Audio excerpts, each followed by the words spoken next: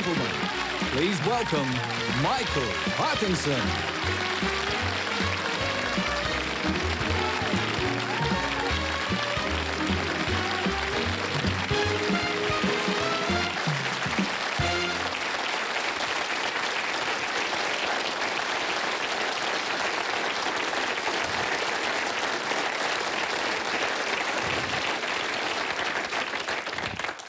Here's a line I never thought I'd ever say. It's 50 years since I first went into a TV studio. I never thought I'd live that long, to be frank. And here we are celebrating, if that be the word, stamina, at least, to exist for as long as that. Also, another celebration, too, which kind of struck me. It ought to have struck me earlier, but when I was writing my book, this is the 50th anniversary of being married to Lady Mary Parkinson. Ah.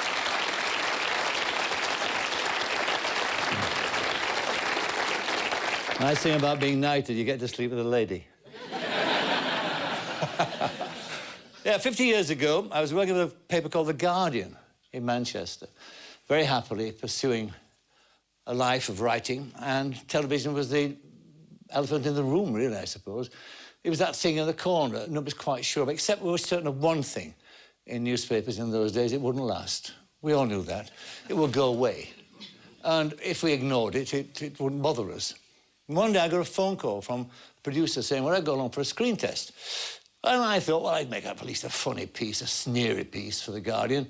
So I went along there and I got the job. I mean, they rang me up. Still isn't on Sunday.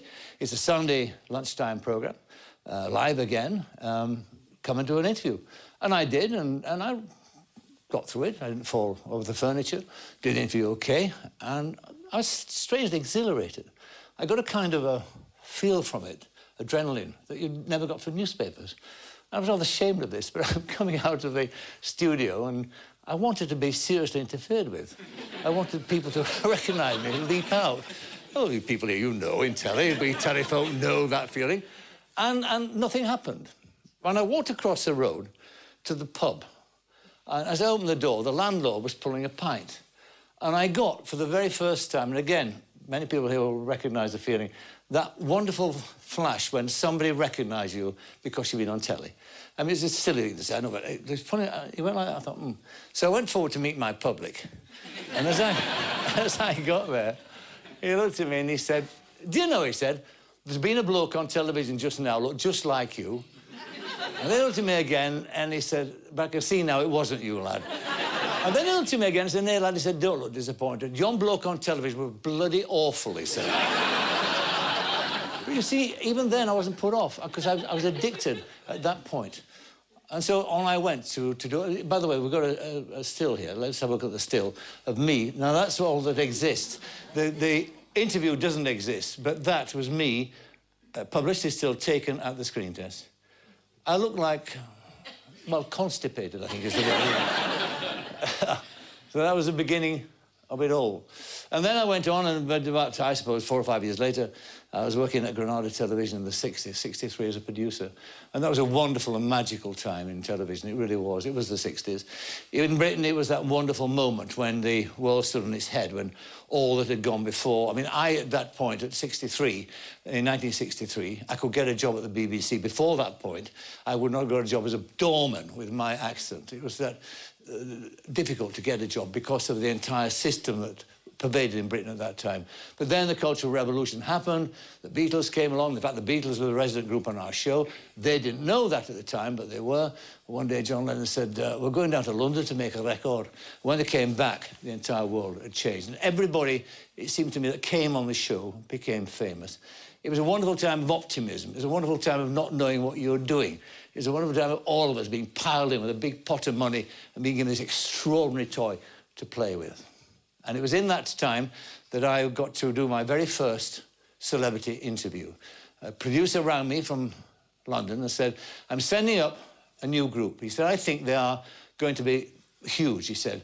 The best group I've seen for ages. Never done television before, making their debut on your show, seen at 6:30. I said, what's their name? He said, the Rolling Stones. Up the Stones came. The very first television they ever did was on our show. And he said to me also, he said, what you might do, he said, is interview the lead singer. He said, he's a bright lad, he's been to university, he's got a word or two to say. I interviewed Mick Jagger. Very first celebrity interview. Have a look at this and tell me honestly, all of you in the audience, would you give a talk show to this man? You've been doing this now for how many years is it? 2 years. 2 years.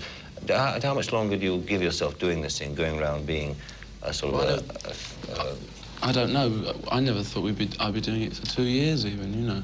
When we started off, I never thought we'd make it very big anyway. And then when we're making records for 2 years and everybody still goes around calling us quite a new group, you know, sort of. And I don't know, honestly. I think we're sort of pretty well set up for at least another year.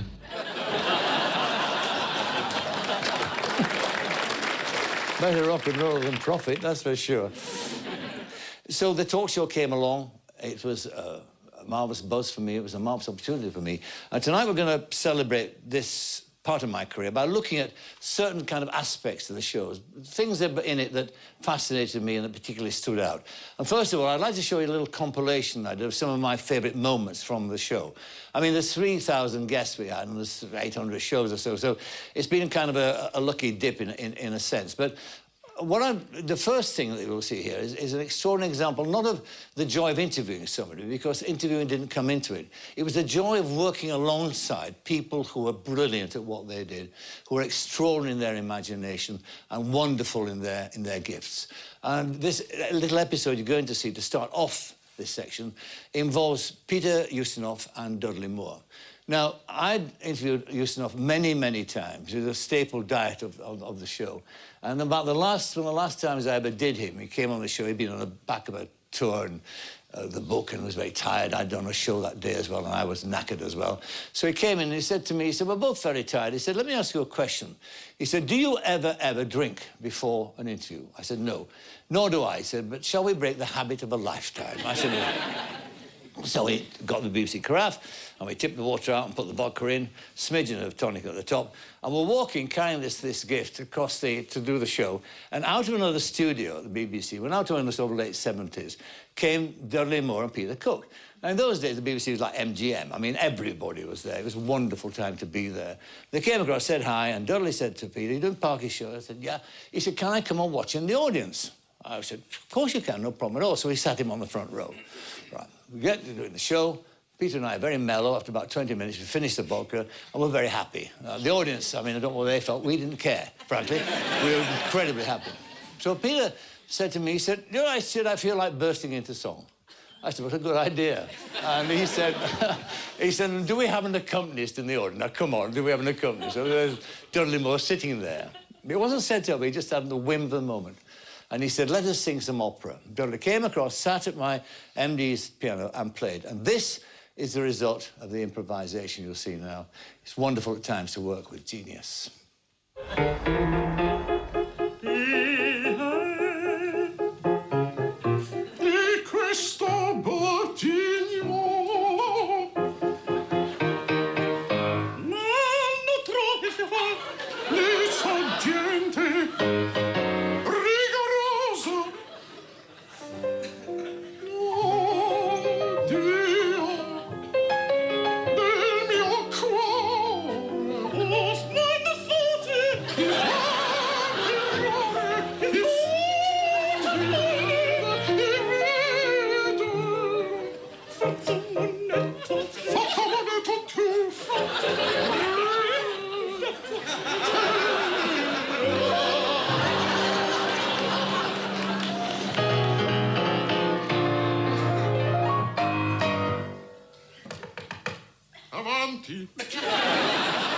There is a marvellous story I know about you playing Hamlet and Churchill being in the audience. Did he come backstage to see you? Yes, he did, yes. He came in the interval backstage, and he went back, actually, to see the rest of the performance, and he came back, and I thought he'd gone home, because I watched through the spy hole at the Old Vic, and it seemed, oh, well, I said, we've lost him. He's gone. And so I thought I might as well have a drink then, since he's gone. Get sloshed. So I sat in the dressing room, and I was just about to put a whiskey and soda to my mouth and the door was open, and suddenly in the door was Sir Winston, and he bowed very graciously and very courteously said, my Lord Hamlet, may I use your lavatory? But you know what I mean? At one point, you in fact, you talked about your husband committing suicide. You tried to commit suicide, didn't you? Yeah. Tell me what happened. It was just a very bad moment. My daughter wasn't talking to me. My career was gone at that moment, and everything was wrong. And I actually took out a gun. And then I had this little dog, it sounds so... And he crawled into my lap. And I thought, somebody needs me. And That's fantastic. And and then So you're I had tearing him up. killed 3 weeks You're later tearing up. because, you know... Here he is. Oh, no.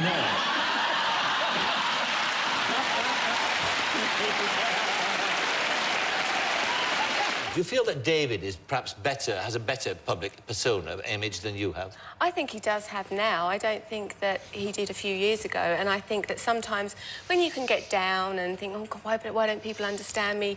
Why are they saying this? Why are they saying that? What better person to look at than my own husband to see how somebody can turn all that around? I mean, David is, I call him golden balls, you know, now, because, I mean, you know, because now... Is that going to be Golden balls, Beckham, eh? It's a good one, that one, isn't it? That's going to be... I know, that's one of those things I shouldn't have said, but... But were you, in fact, were you from the beginning, were you an attractive child? Were you a good-looking kid? I don't really think I was. I think I had, like, hair part in the middle and braids, and my dad always said, you know, that I should be very, I don't know, sort of neat in appearance, and I wasn't allowed to wear ruffles or bright colors or have my hair in curls like a lot of girls that went to school with me. So I never really thought of myself as pretty. But when I got a little bit older and the equipment arrived,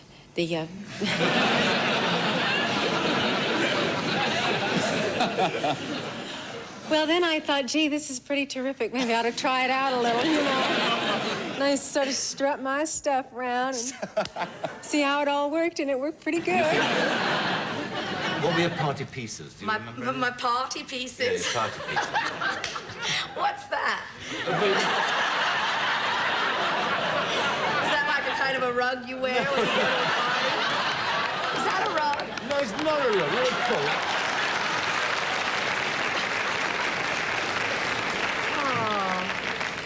Miss Piggy told me you had great legs. Thank you. Hello, Michael. Oh, hello. How are you? Oh, I'm well. Hi, Frog. Good evening, Miss Piggy. You have such deep blue eyes. Yes, and you have bedroom eyes. Let me see. Well, they're dining room eyes, anyway. I've been dying to meet you. Well, I'm so taken aback by this meeting. Could I just ask you one deeply personal question? Of course. Is that a toupee?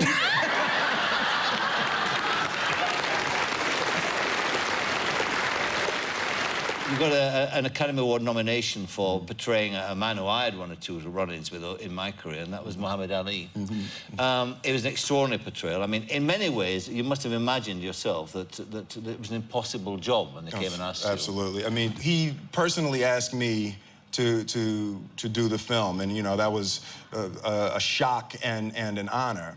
And, you know, I said to him, you know, I was like, Champ, what, you know, why me? Why do you want me to do it?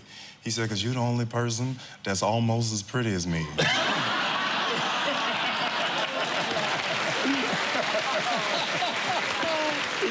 I've never asked a boxer this before. Is it true that you don't have sex before a fight?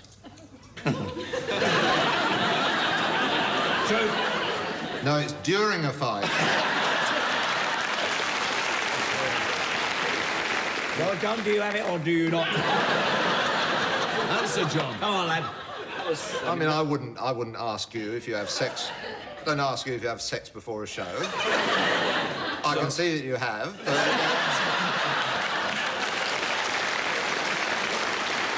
Well, look at this. Look at this. It's a different angle. That's you right. know. Zoom in, lad. Zoom in. Body language. You know there are no men. No. All the best men are taken, so forget it.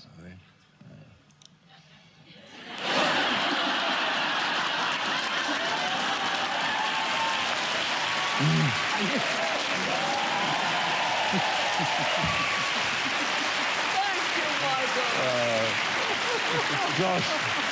I never thought, when I sat in that back row in Barnsley and watched the Time to Have Not, I would one day kiss Lauren Bacall.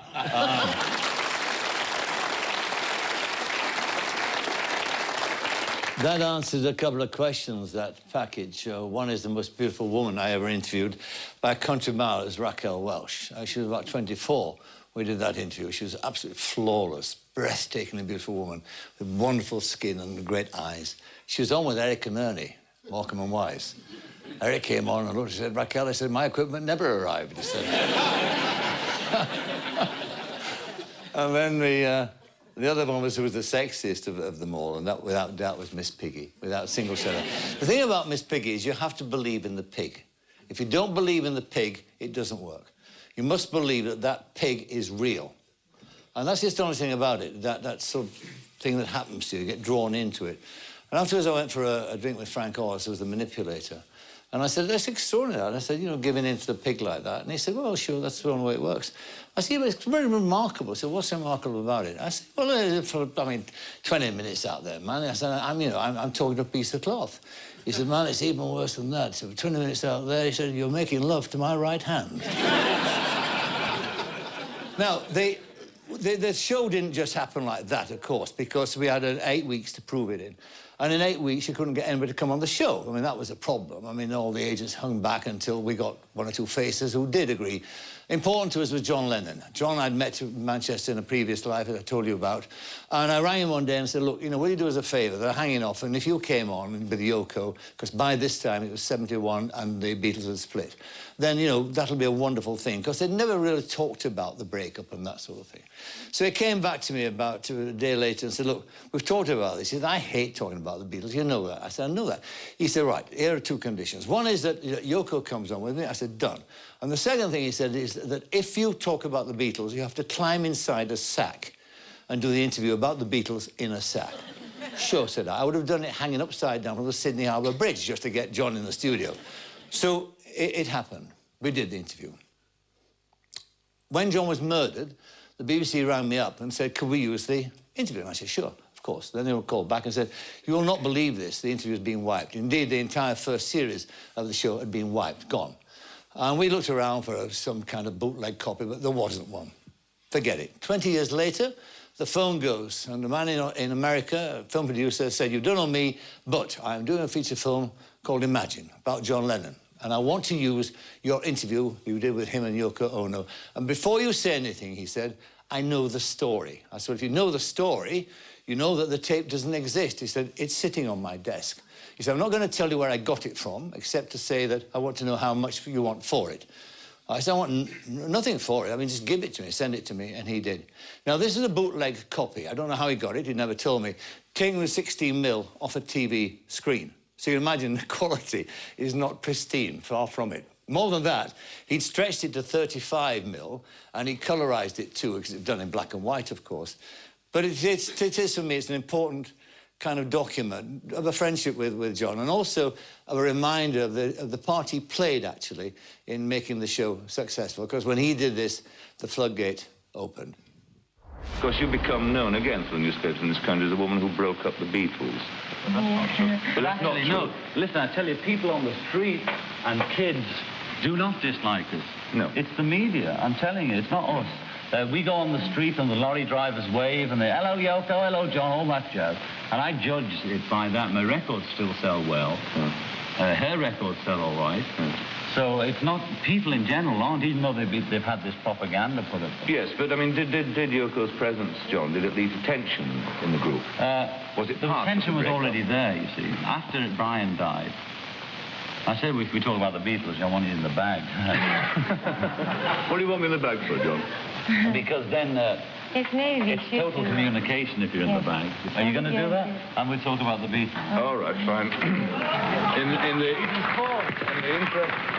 in the interest of communication, John. You see, imagine if people went... Wait a minute, does the bag go over my head? Yeah, if the man... Well, can I talk to you with the bag over my head? You talk through the bag, it's very... Oh, I see. No, I can't talk to you. You can't. We did a press conference in Vienna through a bag. All right. The thing is...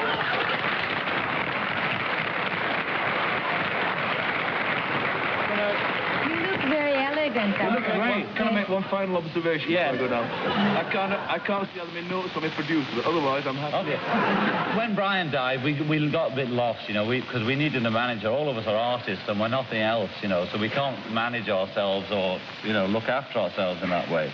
But it's a lot for four sort of big heads like the Beatles to stay together for such a long time. And in the early days, there was the thing of making it big, or, you know, breaking into America, and we had a goal together. But when we reached about 28 or 29, it began to be, oh, what's the goal? You know, we've made it. And it was getting like, we were getting more talented, and George began to write lots of songs. You couldn't even make an album, you know, you were lucky to get a track on an album. And then we all started to get more interested in our own music and go in different ways, you know. I mean, if you hear our separate albums, they're similar, but our personalities have sort of developed, and they were a bit stifled in the Beatles, I think. And between us now, we sell 10 times more records than the Beatles did. Yeah. Individually, if you add them all together, we're doing far better than we were then. Were you really unhappy, though, in those early days? Yeah, you can come out now. Come out. You were great.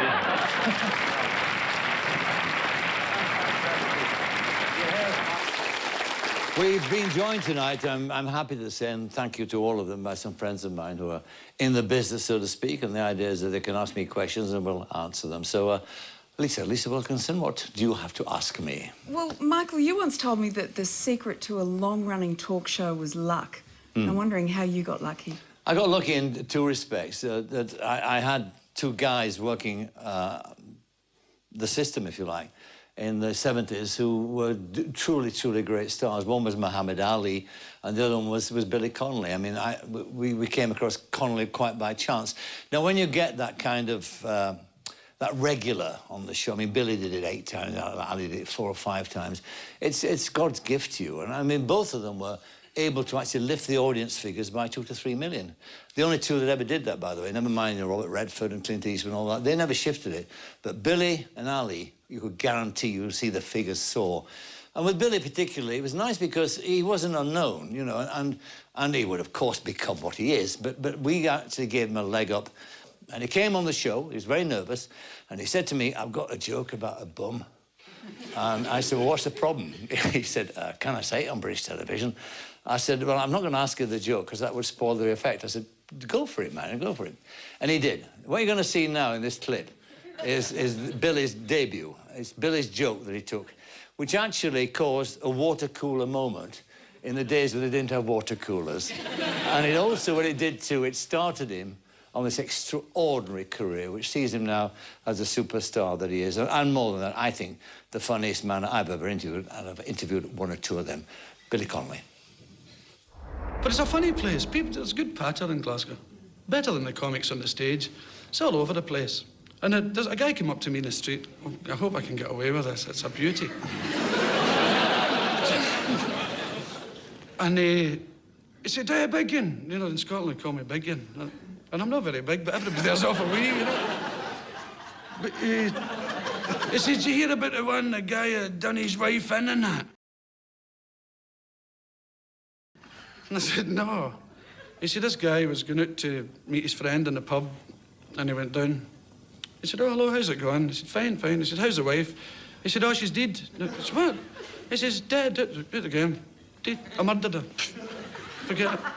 He said, kidding me on? He said, no, it's morning. Dead. He said, look, I'm not talking to you if you keep on talking like that. He said, well, please yourself. I'll show you if you want.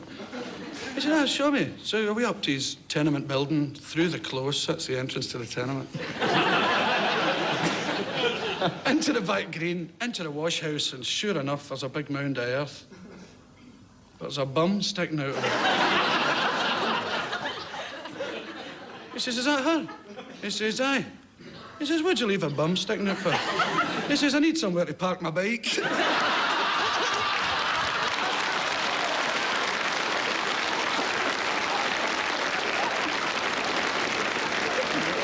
Back to sex. Yes. That scene led to bed, and there was no sort of Egyptian PTE going on. You know, they didn't, none of that. And I hate that. Sex, I've done a sex scene before, and they're rotten, because the whole thing, it seems to me, is based on hiding the man's genitals and exposing as much of the woman's as you can. It seems to be the trick, because now, you often hear people with dungarees and crew cuts, you know, women with chains. You know, and they'll be saying, it's because directors are men and they hate when they're misogynist. Bullshit. I'll tell you the reason. The reason is if you see the man's willy and it's flaccid, you say, oh, he's not shagging it at all. This is nonsense. We've been conned. Look at that thing flopping around there. This is $7. I paid it out. But if it's erect, boom, I say, God, he's actually given her one. And she's in talk shows for the rest of her life, denying it, inventing things. Oh, no, we wear a pouch on the side and we shoot it from there. He's banging away at the pouch and I'm... And this woman I'm supposed to be making love to, she's kneeling on the bed. You get the picture, right? She's kneeling there. Right. Whoa. You get my drift, right? So, whoa, throw the dog a bone. So, a director comes over, because, you know, when you're doing this kind of thing, it's this... Because, you know, sex is an animal act. And the British just get it wrong all the time. Because you take the manners of the dining room into the bedroom. You can't do that, except for foreplay. It's good to remember to start at the outside and work it. You know...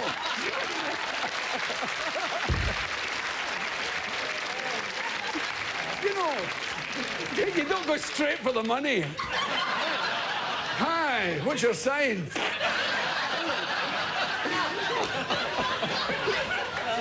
But when he came to do... That's one question.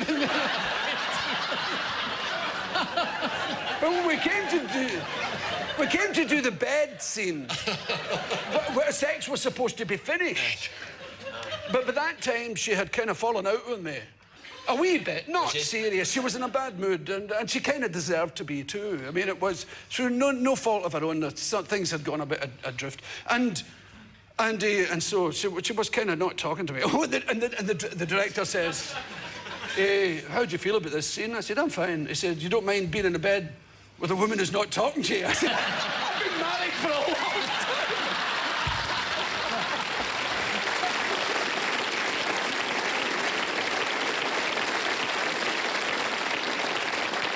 Wonderful, wonderful comedian. I think, quite, as I said, quite the best that I've ever encountered. Peter Vissalens. So, Michael, you've had a long association with Australia. I'm wondering, what was your first impressions of the place? First impressions that I got off the airplane was the light. It was just the quality of light. I've been brought up in a place where everything was suffused. The edges were like a Lowry painting. And then I came out and I saw these sharp edge and this brilliant, and then I put the telly on, everything got yellow on it and got great white teeth, and you know, it was extraordinary. That was where it really... Getting here was a problem. I mean, getting here was a real problem. I mean, I came to work for the ABC, and on the airplane coming over, I got bed bugs all over me. I was VIP and a journalist, and I'm on this flight staying over in Singapore, go to bed just before Singapore. 2 hours later, I'm covered in bites, get the air hostess. Getting to Singapore, they've got a problem, the airline now, because I'm a journalist and a VIP. So I'm in the back of a white Rolls Royce, charging toward my hotel with this PR man who's trying to persuade me never ever to tell this story again in public. And I haven't until tonight, of course. No.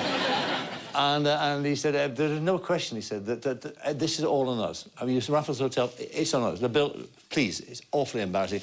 We've telephoned ahead, they're waiting for you. That moment we came around the corner, and at the entrance to Raffles Hotel was a huge sign, letters 3 foot high, welcome Norman Parkinson. that was the start of it. The Sydney Airport press conference, of course, Parky, you're only here because you can't get a job in England, huh? And then I turned the wireless on when I got to my hotel room, and I heard a man called Ron Casey, who you might know, called me a bloody English carpetbagger. I thought, this is nice. Well, that was the sort of... But on the working side, I mean, I settled in very easily because the Australians shared one thing in common. They disliked the same kind of Englishman that I did. That's basically the commonality. But it was a good time to come to Australia to do a series of interviews because Australia's in the change. You know, there's some big beasts prowling in the forest, and you've got this sense of a tectonic shift happening. And that was, of course, the beginning of the new Australia, if you like, the new self-assured, assertive Australia that you see today. It wasn't quite like that before, and it was moving. I mean, there was Kerry Packer, there was Rupert, there was Bob Hawke, not yet a politician. I interviewed him a couple of times as a trade union man. So there's a sense of things really beginning to happen. Packer I always wanted to interview because he fascinated me. And I always had that sense with him that there was something unhappy there, something unfulfilled. Anyway, the real reason I wanted to talk to him was because, and he didn't want me to talk about this at all, was World Series cricket. Just, that was happening at the time. Kerry had bought the game. More than that, he'd bought the English captain, which did not please me at all. And being a traditionalist in the game, I thought he was wrong. I thought Tony Greig was wrong. And I was prepared to get quite sort of shirty about this. He'd said before, and I don't want to talk about all that. Do a Life and Times with you. Fascinating enough, fine. But I did raise the subject. Now, you can see from this clip here, he didn't like the fact I'd raised it. And when Kerry Packer didn't like the fact you raised something, you knew about it. You were left in no uncertain terms that he was displeased. It's a fascinating interview, this, I think, of an extraordinary man. The point is that not so much the guy who draws up the strategy, it's the people who are used, the infiltrators, if you like. All right, well, let me put something to you. Tony Greig came to see me. I asked him to come and see me. And I said, I have a business proposition I want to put to you. You must give me your solemn oath not to discuss it any further with anybody, win, lose, or draw. Now, what does Tony Greig do from there? I thought it was a very sensible strategy on my part. He should, I think, have said he was an honourable man and captain of England. He should have said, no, I can't. He didn't know what I wanted to talk about. Well, I mean, you must have given him some indication. None at all. No, it comes back to a question of loyalty, Kerry, that's But, I mean, if I said to you, Michael, I'd like you to come and have a talk about something, and it's when you arrived, I said to you, now, before we discuss this, I want your solemn word that it won't go any further than you. Wouldn't you accept on that? I would accept that. Well, that's exactly what I did to Tony Greig. All right, but I would also reserve the right, if I were in his position as captain of England, to turn round at the end and say, I'm sorry, but I can't be any part of that. Well, that's another choice. The only thing I'm saying to you is there's no way, with any honour at all, that he could do anything but remain silent. Now... Yes, but the dishonourable part was that he went along with your plans, that he actively recruited people, Kerry, while he was captain of England, privy to important information on the other side. There hasn't been any important information on the other side for 100 years. He was in the...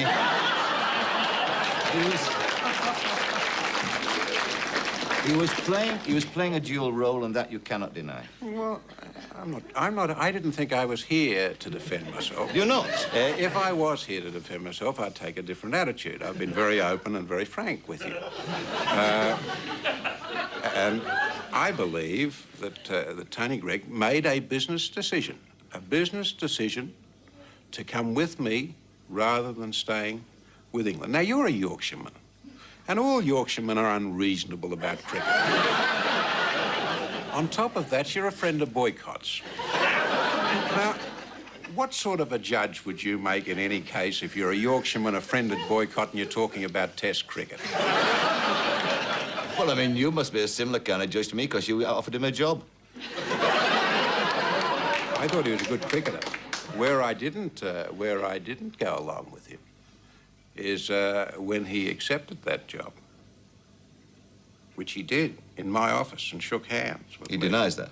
He may deny it. I'm telling you what happened. It wasn't challenged, of course, that in the High Court action. Well, it never came up in the High Court action while I was there. One would have thought that if you want to discredit boycott, that might be I don't want to discredit boycott at all. All I'm saying to you is, don't imagine that every Yorkshireman that ever came out of Yorkshire is an angel. And boycott's no exception. We're going to get down to Rafferty's rules, which is my game. You know, I can tell you a few things about that. I'm not here to listen to or be quizzed on Tony Greig's behaviour. I have found it exemplary, and I won't discuss it any further. I'm not going to be a part of an assassination of that man, who I've found to be one of the straightest, one of the gutsiest, and one of the finest men I've ever met. And I'm going to leave it at that. So there. And whatever the method, he was right, of course. I mean, Ricky or Shane wouldn't deny the fact that he changed the game, changed the... I mean, there wouldn't be a player playing today who wouldn't think that what he changed was so much for the better. The other thing, Peter, about Australia at the time was that I got acquainted with Dame Edna. And I think that Barry Humphries is one of the great comedic talents of the past 50 years. In fact, I did a documentary in which I was asked to name the 10 greatest entertainers of my time, and he was top of the list in the comedy. And in Dame Edna, he created one of the great comedy grotesques of all time. I've known Dame Edna for 40 years now. We've been together many, many times. Rumours have abounded. I'm not going to confirm or deny any of those, except to say it is unconsummated at the present time. But it is simmering. Here's Dame Edna in all her glory. I was in the cemetery buffing up my husband's obelisk. Because there's very often, you know, he used to like me doing that when he was still... Kenny? Kenny, yes. Oh, he designed this, isn't he? He's so talented, Kenny. He's a practicing homeopath, as a matter of fact.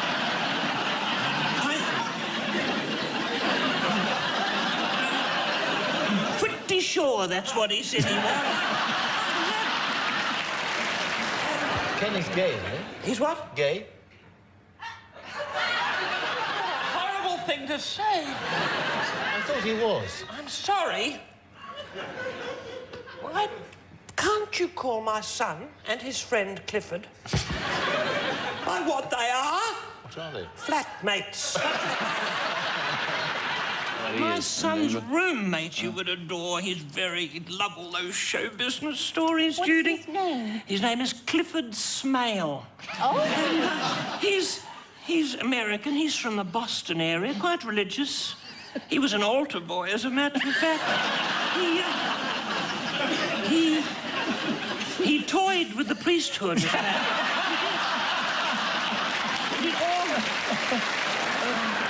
Some people, you know this as well as I do, they go in to see these cosmetic surgeons, and they forget, before the anaesthetic takes over, they forget to say, I want people to know who I am when I come out. You know, they go in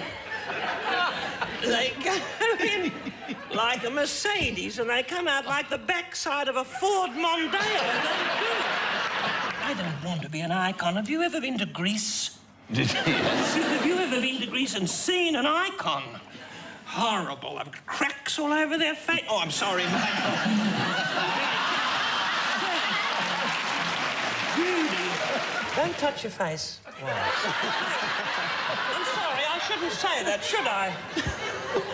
But, you know, since you got rid of your clipboard, you've been fiddling with yourself again. Michael's being good. Viewers. Michael has been good because when I was on his show last time, if you could call it a show, I told him, stop touching yourself. He's got this habit of just touching. When he says something, he explores the little bits of his ears with his finger. Just flicks his nose. It's not good, but you're not doing it. He's clenching his little hands together and he's... Look Just like that. Absolutely. Don't touch yourself inappropriately. No, I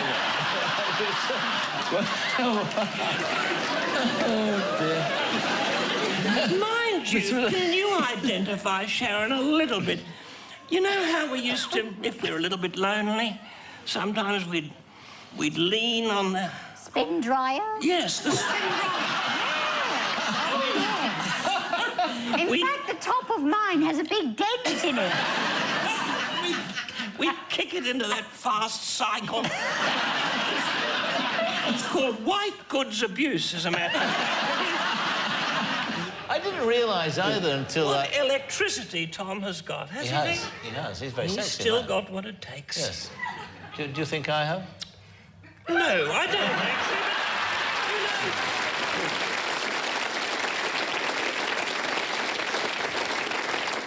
I'm not sure that Tom Jones knew who she was, actually. All right, Shane Warne.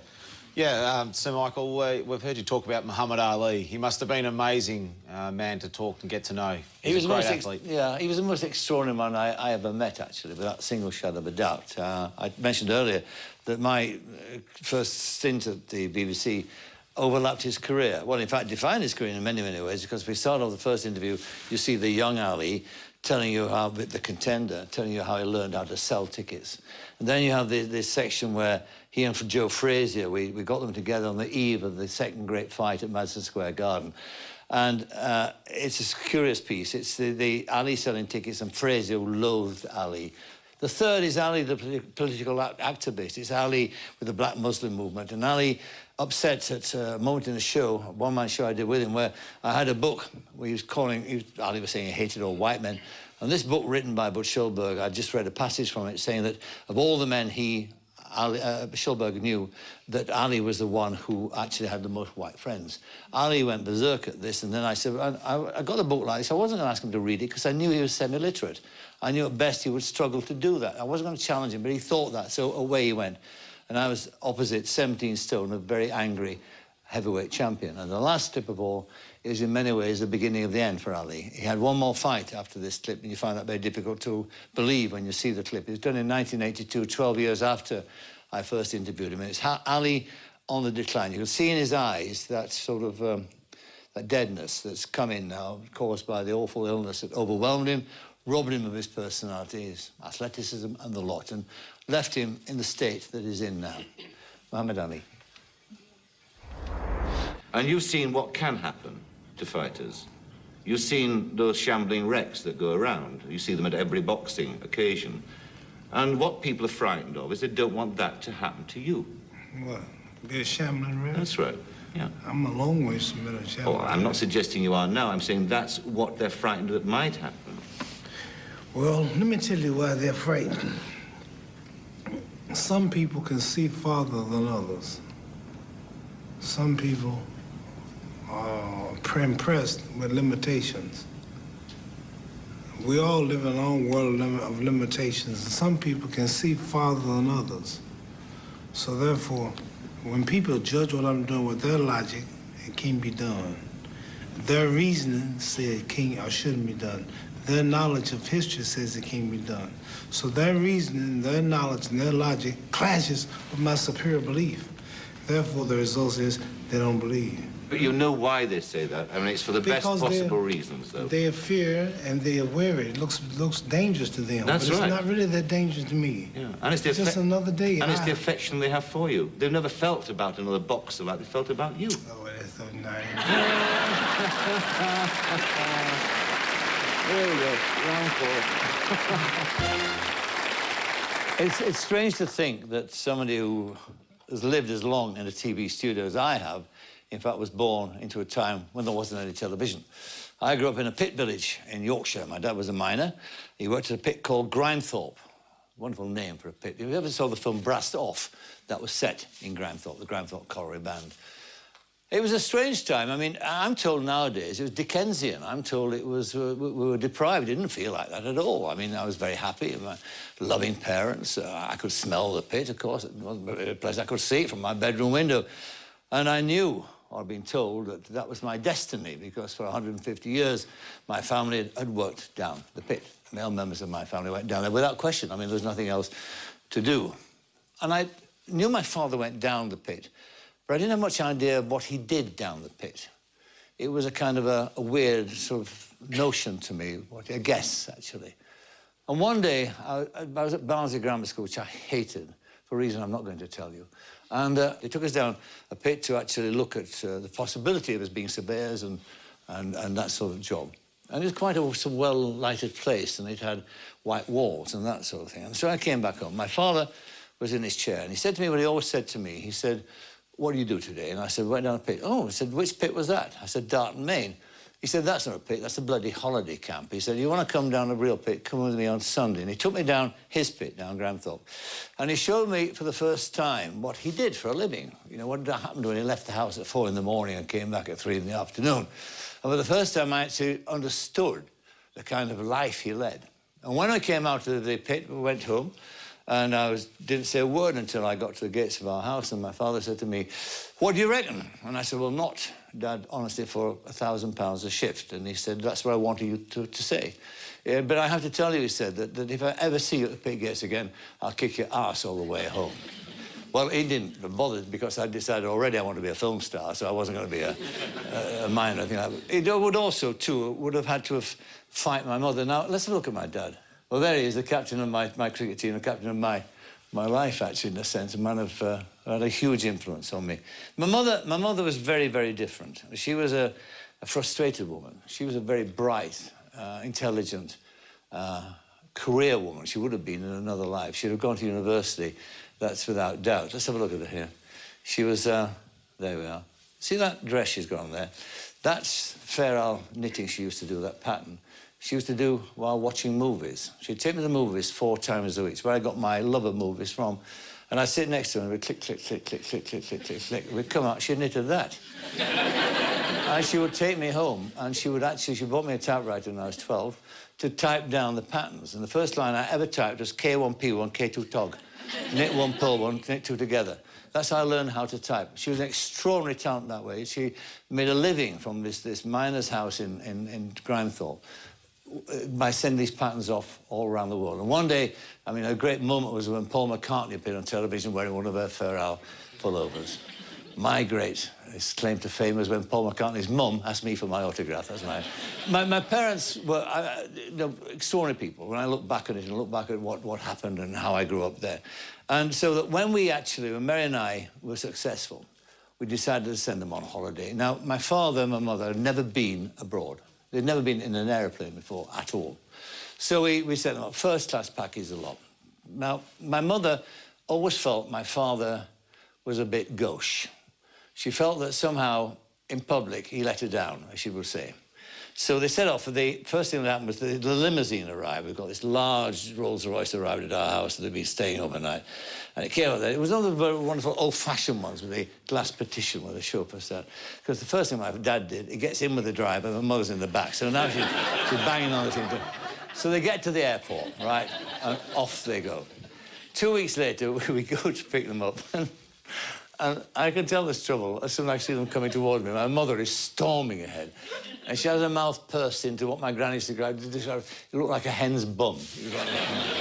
And behind her was my father. So I said, how'd it go? How'd it go? She said, how'd it go? Your father said, he's so embarrassing, he lets me down. I said, what happened? She said, as soon as I got on the airplane going out, this nice young man up in first class said, Mr. Parkinson, would you like a drink? He said, young man, he said, I would like a pint of beer. He said, sir, I'm sorry, he said, we don't serve beer. Now, my father, who'd never flown before, said, what kind of aeroplane is this? He said, they don't serve beer on. So the guy said, you don't understand. I said, sorry, sir. He said, but champagne. He said, lad, I'm a miner. I can't afford champagne. The guy said, no, sir, I'm really sorry, you really don't understand. It's free. Free, says the old man. My mother said, do you know, 2 hours out of London, he'd drunk the plane dry. There wasn't a drop left. She said, more than that, Al Michael. She said, he was so drunk that after lunch, he offered to wash up. He's a lovely, lovely man. Anyway, I went into journalism because of one man, basically, really. This man, Humphrey Bogart.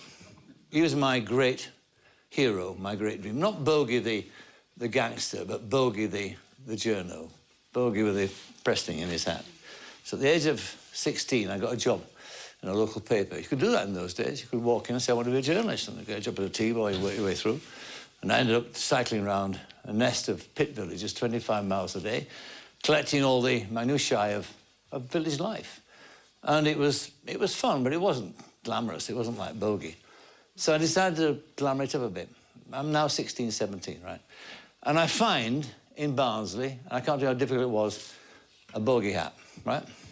So I put the bogey hat on. Now, I'm 16. I can get away with it now. I could do Play It Again, Sam. But, I mean, those days, 16, I was as thin as that, you know. I looked a real twerp. Cycle around. Now, what I discovered, though, this wasn't a perfect plan because the hat came off on my bike. It flew off.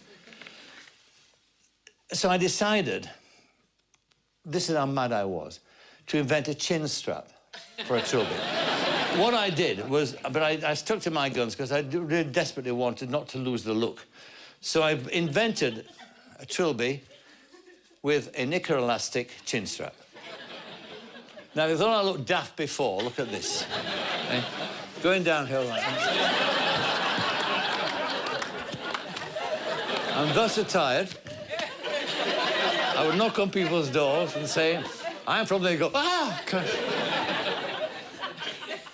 I mean, I was mad. I was 16, 17, and absolutely besotted with the notion of being bogey and a journalist. And one day, I went to a house, having got off my bike, and I got the old Mac on and I got this on. The thing we didn't like doing was we didn't like obituaries. You know, going to people's houses when somebody had died, you had to get a picture of them and you had to do a report on them. We didn't like that job. Worst of all was the job when you had to actually go and tell somebody that, or not tell them, but collect the details of somebody who had been killed in an accident. So I knock on the door of this house, this terrace house in Royston, and this woman came to the door, looked like my mother, and she said, hello, love, and I said, I'm from the local paper. She said, oh, yes. She said, well, come inside. So I get inside, and she said, what can I do for you? I said, I've come about your John. Oh, she said, what's he been up to? I thought, oh, my God, she doesn't know. So I said, well, I think there might have been an accident, at which point she understood, I think, something terrible happened. She turned and said, oh, I'll make a cup of tea. And as she turned to go, I fled the house. And I went next door, and I knocked on the door, and I said to the woman there, I said, look, this is what's happened. Will you go and tell her? And she did. She said to me, she said, you're far too young lad, for a job like that. She said, I'll do it. She was right. As I walked past the house, I could hear the woman crying inside. So I went home, and I went to bed, and I stayed in bed for a day. I took all the gear off and shoved it on one side, and I never wore it again. The most strange thing was that 24 hours later, when I got out of bed, I'd changed in the sense that, you know, I'd understood. I'd moved from a masquerade, from a world of disguise into the real world. I mean, it changed me, changed the way I looked, changed my attitude to my job. But I still remain ambitious to move on, to become Humphrey Bogart, really, super journal. And I went to editor one day, about a year from going to the National Service. And I said to him, listen, I said, before I go into the National Service, I said, can you just try to get my name in the paper? Never had a byline. Couldn't get bylines in those days. He said, well, if you go to this job at Barnsley on Sunday, he said, I'll give you a byline. I said, what's so special about this job in Barnsley on Sunday? He said, it's Barnsley's greatest society wedding. Now, that's an oxymoron. I mean, a society wedding in Barnsley. Anyway, we went there, and all we have to do is collect the names, get the names right, 400 names, get them right, 400 people buy the local paper, economics of a local paper. So I did it. Sat down there, wrote it all out, sent it off. Friday morning, pick it off the letterbox, the local paper, there. On the front page, very first time in my life, Barnsley's greatest society wedding by Michael Parkinson. The first time I'd ever seen my name in print. A huge, huge thrill. And everything was exactly as I'd written it all the way through until I came to the last paragraph, which read, at the end of a happy ceremony, the blissful couple exchanged presents. The bride presented the groom with a pair of cufflinks. The groom presented the bride with an electric cock. Now,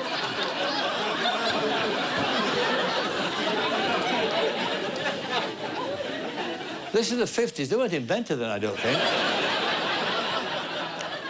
Whenever I tell that story to journalists, yeah, sure. Well, all right, in the style book of the paper to this very day is a memo the editor sent around after that terrible mistake, saying, in future, all clocks, electric or otherwise, be referred to as timepieces.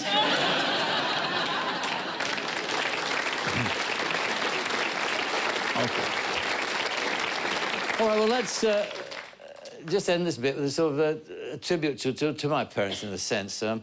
My dad, actually, was not too sure about my television career in the end. I mean, he thought I was a failure because I didn't play cricket for a living, being a Yorkshireman. And just before he died, he said to me, you had a good life, lad? I said, yeah, I've been a very good life, Dad. He used to come to every show. With the women, you love the women, they're sexy, but he said, and you sat next to some beautiful women. I said, I have, Dad. He said, he said, it's been a very interesting life. I said, yes. He said, most importantly of all, he said, you made a lot of money without breaking sweat. I said, that is true, too. He said, think on, though, he said, it's not like playing cricket for Yorkshire, is it? And, of course, what was defining was that difference between the baggy green and the white rose of Yorkshire, the immortality and fame. There's a difference, and he understood that. I didn't. My mother was unreservedly, she lived a life of unreserved joy, going and meeting all these people who stepped down from the silver screen. There's Fred Astaire and the James Cagney. She met them all and she loved them. And the man she particularly adored was Bing Crosby. I sang a song with Bing Crosby. My mother used to go around after that saying things like, my lad sang with Bing Crosby. I always thought it'd make a wonderful title for a book, as well as being a definition of chutzpah.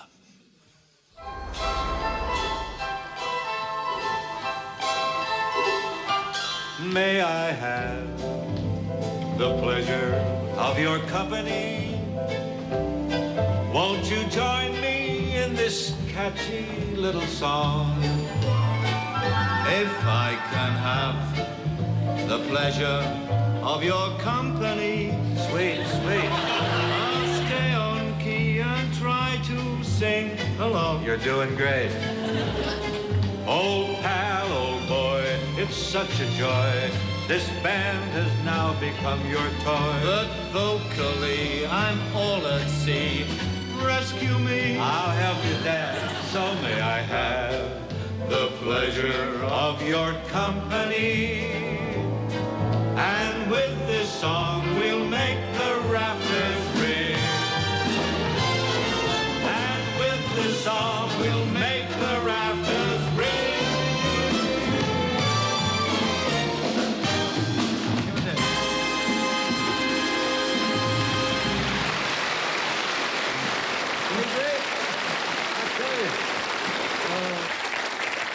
OK, some more questions now from our celebrity audience. Ricky Ponting, how are you, mate? I'm good, thanks, mate. Good. See you. Sir Michael, you've obviously met and interviewed some amazing people through this journey. Who would be your favourite?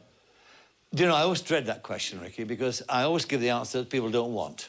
I mean, they expect me to say something like, I don't know, Clint Eastwood or whatever, I don't know, some big star. The answer is Professor Jacob Bronowski. People that say, Professor Jacob, who? And I have to tell them, well, he was the perfect interview for me, only because it went from A to Z as I planned it. I mean, not any interviews you don't do that. You just don't do it. I mean, you can't get that sort of state of perfection ever. But he, because of his colossal intellect, took my questions and shaped it into something quite extraordinary. I did an hour-long show with him. But he was also a most extraordinary man. I mean, here was a man who was born in Poland, fled ahead of an uprising there, came to Germany, fled ahead of the Nazis, came to England, became a scientist, was part of the team that invented the atomic bomb, saw the result of his endeavours, became a biologist, and then created one of the great documentary achievements in the history of television called The Ascent of Man, which he authored and performed. And the interview that you'll see now a clip of was about that time in his career. He was 66 years of age, and he'd done this extraordinary thing. And I asked him about going back to the death camps where his relatives had been killed, been murdered. And he gave this extraordinary account of what happened there. Now, the precision of his language and his choice of words is extraordinary. And in the end, at the end of the clip, he poses a question which is about us, about our attitude toward each other. And it's a very profound question. And what you can't do with it, you can't follow it by saying, well, that was good, wasn't it? Because it's a bit different. So we had a problem actually thinking about what you might put next to it. And we came across, remembered a piece of, again, extemporized work, music in a show that I did with Larry Adler, the great American harmonica player, who, of course, fled America because of the McCarthy regime. Itzhak Perlman, the Israeli classical violinist, playing a song by the great American Jewish composer George Gershwin, which kind of, I think, said in music everything that Bronowski said in words. I went through these terrible wooden and iron gates that say, Arbeit macht frei at the top, work makes free. So these unhappy people who went there to their deaths. And I looked at the gas ovens. I was particularly keen to see bunker 12 and 11, where people were beaten and shot for breach of regulations, because I sort of felt that you must see it all. But it turned out that the things that were far more moving were ones that I couldn't have imagined at all. There was a terrible area which was entirely full of wooden legs and crutches and artificial limbs. And the most pathetic area of all, an area which was just full of little tin chamber pots that children who'd come to the camp had brought with them and that the Germans had collected. Well, by this time, I was in a pretty low frame of mind. And the most awful thing was that there were pictures in the corridors of prisoners, which were just the ordinary picture, you know, front face, number on the bottom. But many of them were pictures of quite young people, children. And to see these pictures of people taken as if they were criminals, with the tears streaming down their face, was just unbearable. Well, then we drove over to the pond, and we had arranged that I was just going to say a piece to close that program at the pond, which would arise out of what I'd seen in the morning.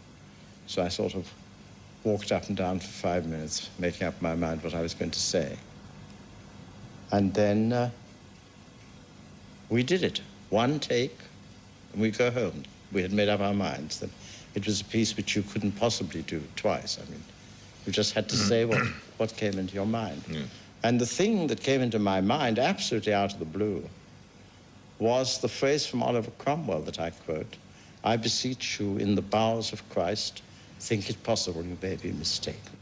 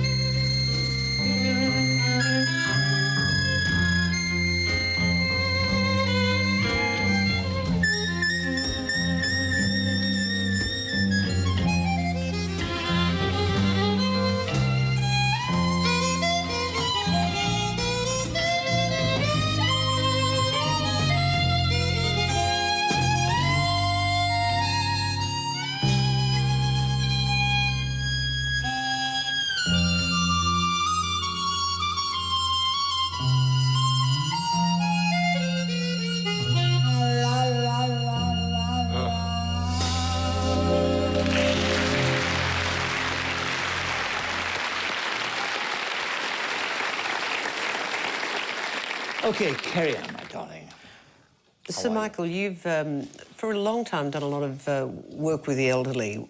What do you find, and what have you found that's been so inspirational? I got interested in the elderly because I'm getting old myself. No, because I suddenly discovered when I was writing my book, that, which amazed me, and I'd forgotten the number of times I'd gone to older people as mentors in my career, only because, you know, they knew something I didn't, basically. They'd had experience. And I think we've lost that nowadays, the modern world, the concentration we have now on youth culture and that sort of thing. Old people tend to get sort of shunted to one side. And I became even more interested when my mother, who died at the age of 96, for 94 years of her life, I mean, led a very vigorous life. She's a very feisty lady. But for the last 2 years, her brain was, and her personality was stolen by dementia. But the other thing too that fascinated me too was in all the midst of all this problem with my mother, and again, people who have people with parents or relation with dementia will know this to be true, there are moments of extraordinary humour. I mean, my mother thought for a great deal of the time that she was in care that I was her brother Tom. And that my father, she brought him back. She'd been a widow for 30 years, and she brought him back, but she put him down the pub. So she was always calling the pub and saying, if you don't send the old man back, she said, I'm going to come down there and sort you out. So I used to get all this. But there was a marvellous moment where you must never argue with people with dementia at all, but at times they push you to a point where you actually forget. And I just said, I'd had enough one day, and I said to Mum, I've got to tell you, love, I said, you know, Dad's dead. And she said, Dad's dead? I said, yes. When did he die? I said, 30 years ago. She said, nobody told me. But again, looking back on my life, old people were a fascinating part of the show for me.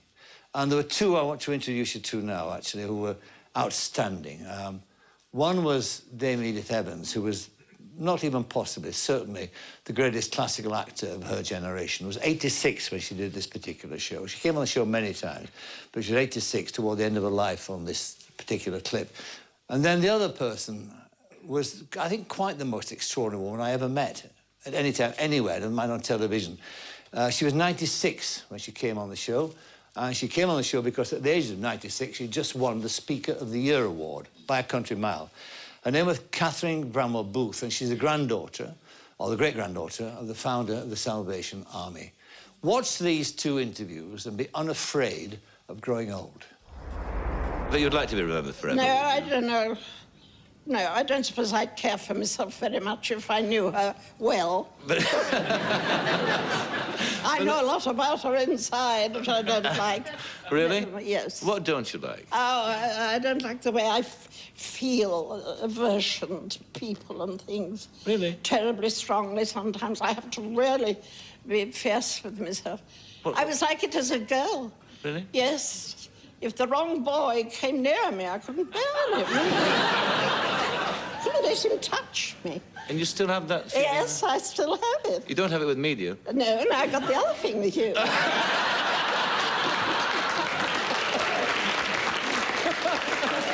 Commissioner, you also said recently in a speech that you hope to live as long as Moses. No, that's quite wrong. Oh, I see. I stand corrected. What did you say, sir? I said there's no hope. I can't. There's no use hoping to live. But you see, this was for the age research. Yes, I know that. How to make age more comfortable and so on. I think it's a jolly good thing if they could. But I said I should like to go through my old age, to finish my old age, or something like that, as Moses did, when it says in the Bible that his eyes were not dim. Well, that's not... I've got to wear spectacles, so my eyes are dim. And his natural strength, that's what attracted me, was not abated. Think how wonderful it would be to be 90 and still as strong and vigorous as you were at 19. Yes. But he was 120, wasn't he? Yes. So they say. 120. Yes. Well, I should think being 100's about equal to it. Yes. Today. Commissioner, I must tell you, my money's on you. What's that mean? What it means? I hope you're not a betting man. Oh.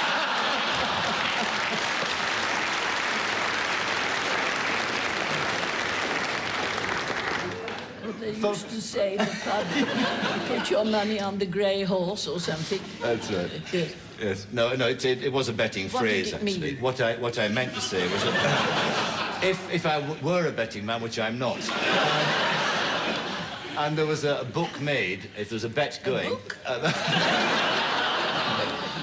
All I'm trying to say, Commissioner, in my own sort of clumsy way, is that I would imagine that you would reach 100, actually, the way you are. Oh, I should like to. You would. Well, Yes. and I would like you to. You're a very remarkable woman.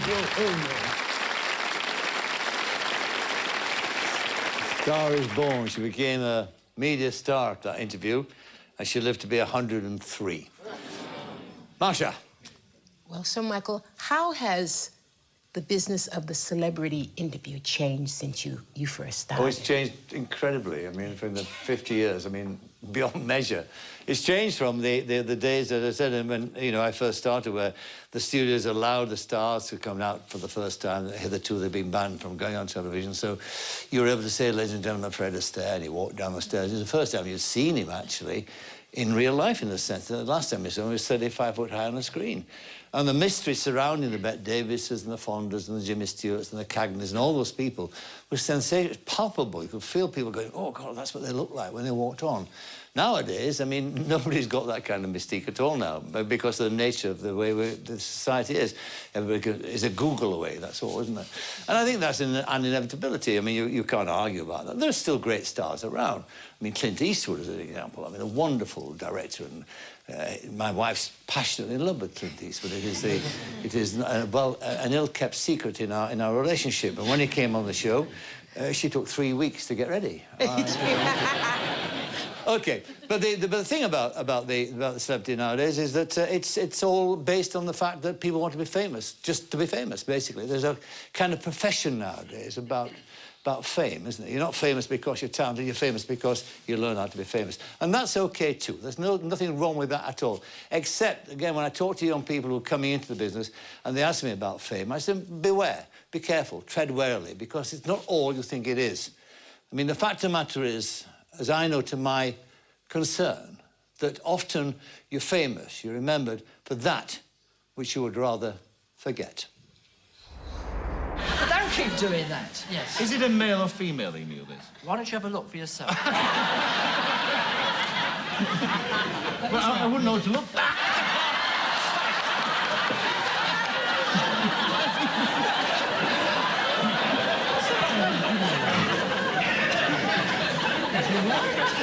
It looks like some interview last week. What's that? You're not going to say, are you? What's the matter with you? You're all right, aren't you? Why is it so aggressive? It's not aggressive. Not much. Not all the time. Lunatic. It's not. Come here.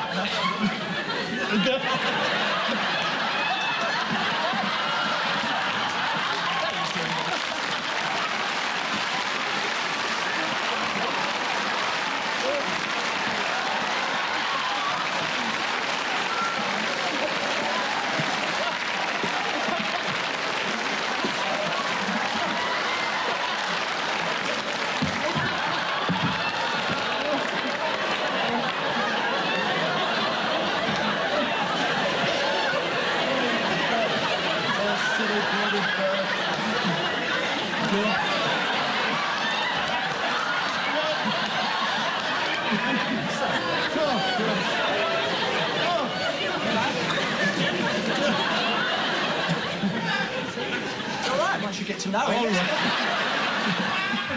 I knew we should never have booked it. Oh, dear. I will leave you with one story. I must actually have the last word on that appalling scene there. It is that the guests on that show included Billy Connolly in that very first show that you saw, talking about the bomb park in the back, that's the very first time Billy Connolly ever appeared on television.